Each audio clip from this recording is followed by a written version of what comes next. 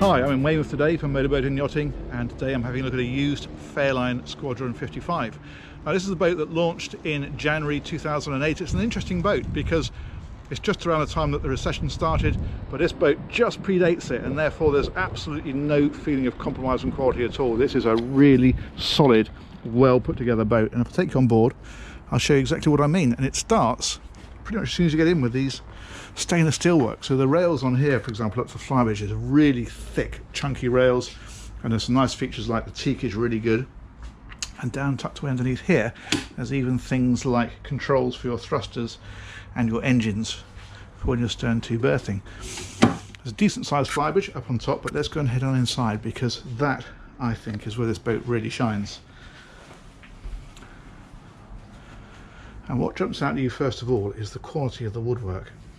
It really does look good. Very high gloss, beautifully made. And I've also put a lot of thought into the lighting. You can see underneath the seating around here, it looks like it's flickering. It's not in real life, that's just because it's arguing with the shutter speed of the camera, but that's got lighting underneath there that augments the lighting in the ceiling. So you've got a lot of concealed lighting and a lot of atmosphere in there.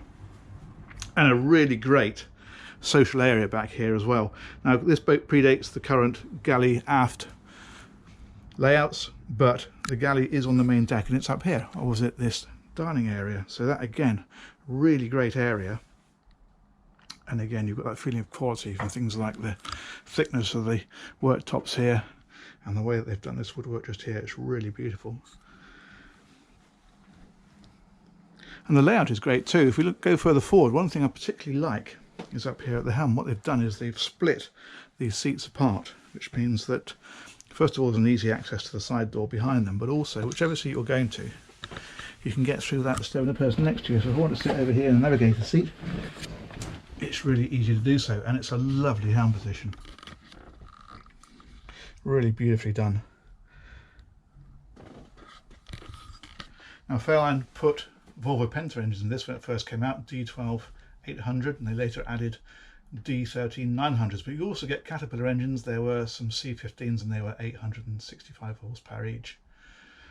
Anyway, let's head on down because the accommodation also I think is well worth seeing on this boat, and that starts over here. This is what I mean about this switchgear. Look at this. Really like that. Anyway, let's head on down. So we come down here, and the first thing we find is the day heads, which is just in here.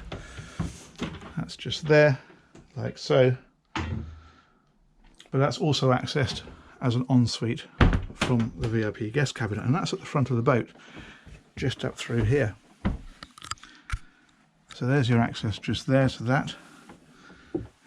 One thing I notice again is all the lights have dimmer controls on them, and again you've got this lighting underneath. As I say, it is flickering on here, but it isn't flickering in real life. This is a really well lit area because what they've done is they've put this great forehatch on the front here where it actually wraps down over the coach roof. So you've got masses of light, and you've even got a bit of a view out, which is nice. Considering this boat predates the big hull windows, that's a nice feature. And wardrobes either side, of course, and entertainment. But there's another guest cabin. There's cabin 3 is just down here, and that's tucked away in here. And again, really good size. There's no sense of compromise on this boat. Good headroom all the way through. 2 big side-by-side single beds. Lots of storage. Works really well. Now this boat doesn't have the galley aft layout. It does have the full beam mid cabin that was becoming very popular around this time at this size of boat. So as an owner, you get this area here. Really nice. Big windows at the head of the bed just there. And lots of storage solutions over on that side just there. And the heads in this one is particularly nice as well, because what they've done is they've kept this open just here into this area, and then you've got your sink just there and a good sized shower tucked away at the back just there. And then the actual toilet itself, of course, that has got the door on it, so you've got a bit of privacy in there, like so. Let's head back on up and I'll finish off with a couple more interesting features. Back into that lovely saloon area and we'll have a seat.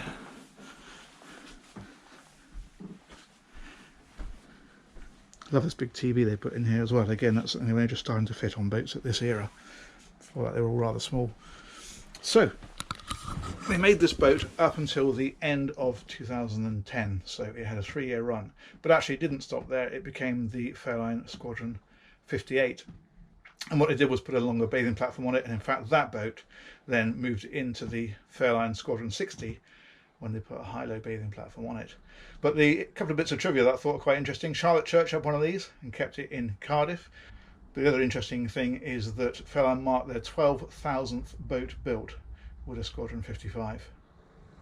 Not a huge number of these around because of course it came out just as the recession was biting hard, but if you can find one, they are well worth tracking down. It's a beautiful bit of kit.